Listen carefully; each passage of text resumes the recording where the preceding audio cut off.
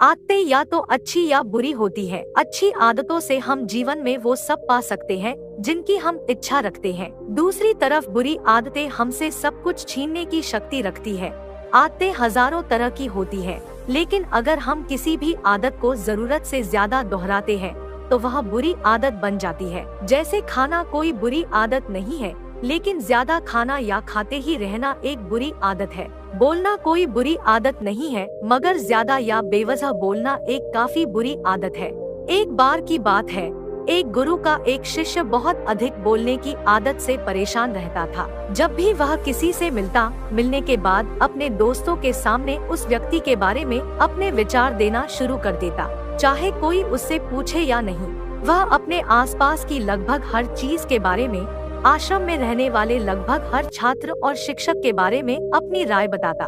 उसकी अपनी सकारात्मक या नकारात्मक राय थी, जिसे वह बिना सोचे समझे लोगों के सामने रख देता। जब भी आश्रम में रहने वाला कोई अन्य छात्र उसके पास कोई समस्या लेकर आता, तो वह उसकी पूरी बात सुने बिना उसे सलाह देना शुरू कर देता। वह अक्सर अपने दोस्तों से कहता रहता था कि तुम इस काम को ऐसे करो, वह काम ऐसे ही करना चाहिए। उसे अपने आसपास की चीजों के बारे में जो भी आधा अधूरा ज्ञान था, वह बीच बीच में गपशप के दौरान बात करके उस ज्ञान का ढोंग करता था। उसकी इन्हीं हरकतों के कारण आश्रम के किसी भी छात्र या शिक्षक कभी उसे गंभीरता से नहीं लेते। अक्सर उसके साथ पढ़ने वाले छात्र उससे दूर रहने की कोशिश करते थे, क्योंकि वह उन्हें हर बात पर सलाह देता था। कोई नहीं चाहता था कि वह उनका दोस्त बने, हर कोई उससे दूर रहना पसंद करता था। और अक्सर आश्रम में रहने वाले अन्य छात्र उसकी पीठ पीछे उसकी इन आदतों के लिए उसका मजाक उड़ाते थे। वह लड़का खुद भी जानता था कि उसके बहुत बोलने की आदत के कारण उसे कोई पसंद नहीं करता। वह भी इस आदत को बदलना चाहता था, लेकिन चाहकर भी हर बात पर अपनी राय देने की आदत नहीं छोड़ पाता था।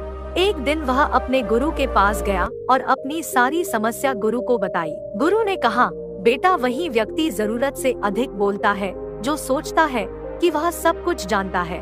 ऐसा व्यक्ति जो मानता है कि वह बहुत कम जानता है और अभी भी बहुत कुछ सीखना है, वह कभी भी अधिक नहीं बोलता है और न ही अपनी राय देता है। तो पहले अपने अंदर से यह अभिमान दूर करो कि तुम सब कुछ जानते हो। शिष्य ने गुरु के सामने सिर झुकाया। गुरु ने कहा, बेटा, मैं एक दिन में आपकी बहुत ज्यादा बात करने की आदत एकदम से खत्म नहीं होगी। आपको धीरे धीरे अपने अंदर से ये आदत खत्म करनी होगी। लेकिन मैं तुमको यह जरूर बता सकता हूँ कि तुम्हें किन मौकों पर चुप रहना चाहिए, ताकि तुम खुद को दुखी होने और किसी बड़ी परेशानी में पड़ने से बच सको।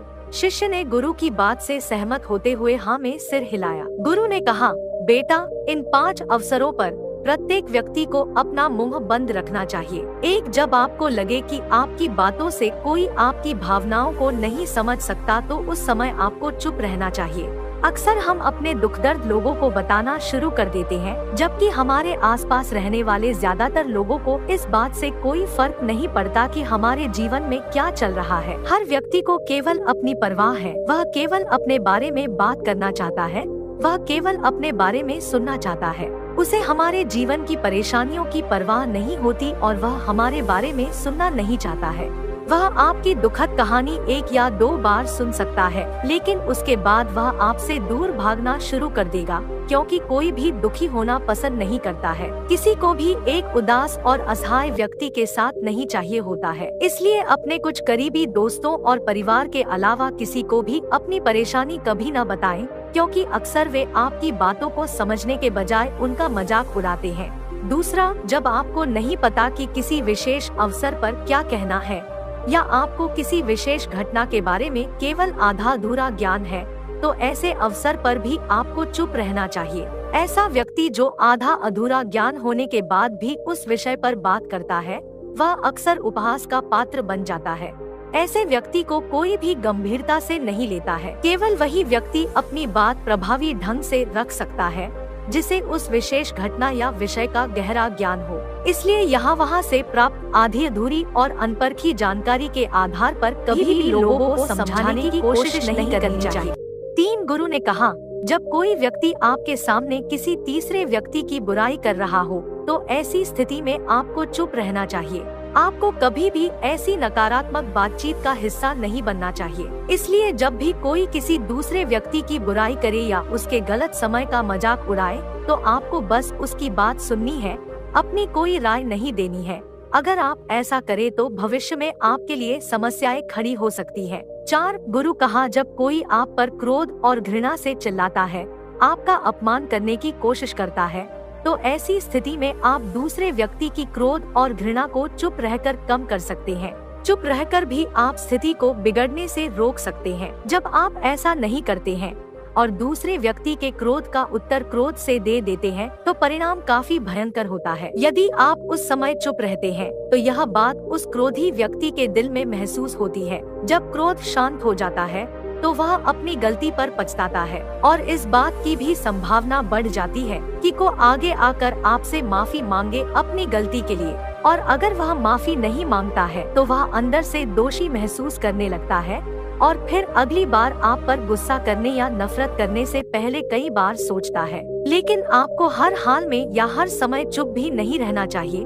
अगर कोई गलत कर रहा है, तो उसका जवाब आपको देना चाहिए, क्योंकि कुछ लोग ऐसे भी होते हैं जो हमारी खामोशी को हमारी कमजोरी समझते हैं। गुस्से में चुप रहने का यह तरीका केवल परिवार, करीबी रिश्तेदारों और कुछ करीबी दोस्तों के लिए ही सही है, हर इंसान के लिए नहीं। अगर आप हर जगह खामोश रहने लगे, तो इसका गलत इस्तेमाल भी हो सकता है। गुरु ने आगे कहा, 5वां, जब कोई व्यक्ति अपने जीवन की कोई दुखद घटना या अपने जीवन की परेशानी साझा कर रहा हो, ऐसे में आपको चुप रहना होगा और सिर्फ उसकी बातों को सुनना होगा। ज्यादातर लोग ऐसे हैं कि उनके सामने किसी ने उनकी समस्या सुनाई नहीं कि उन्होंने समाधान देना शुरू कर दिया। हालांकि जब कोई व्यक्ति अपनी समस्या हमारे साथ साझा कर रहा है, तो वह हमसे किसी सुझाव की उम्मीद नहीं करता है। वह चाहता है कि हम उसकी बात ध्यान से सुनें, क्योंकि जब हम उनकी बात सुनते हैं, उस व्यक्ति को आंतरिक शांति मिलती है। उसे लगता है कि कोई मेरी बातों को समझता है। अधिकांश समय जब लोग अपनी समस्याओं को हमसे साझा करते हैं, तो वे हमें केवल अपनी बात बताना चाहते हैं।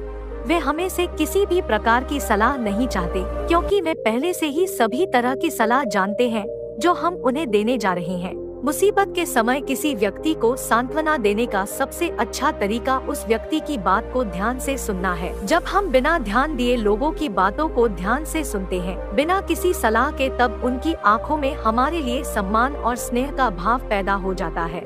उन्हें लगता है कि हम अधिक गंभीर, बुद्धिमान और शांत दिमाग वाले लोग हैं। इसलिए अब जब भी कोई अगली बार आपको अपनी समस्या बताए, तो बस उसकी बातों को ध्यान से सुने और जब तक वह आपसे न मांगे, उसे किसी प्रकार की सलाह न दे। गुरु ने कहा, मेरी एक बात हमेशा याद रखना, जब आप कम बोलते हैं, तो लोग आपकी ओर अधिक आकर्षित होते हैं कि आप कौन हैं और आप क्या सोचते हैं। शिष्य ने हाँ में सिर हिलाया।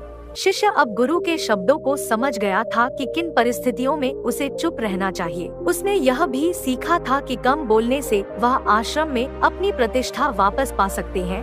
उसने गुरु को धन्यवाद दिया और वहाँ से चला गया।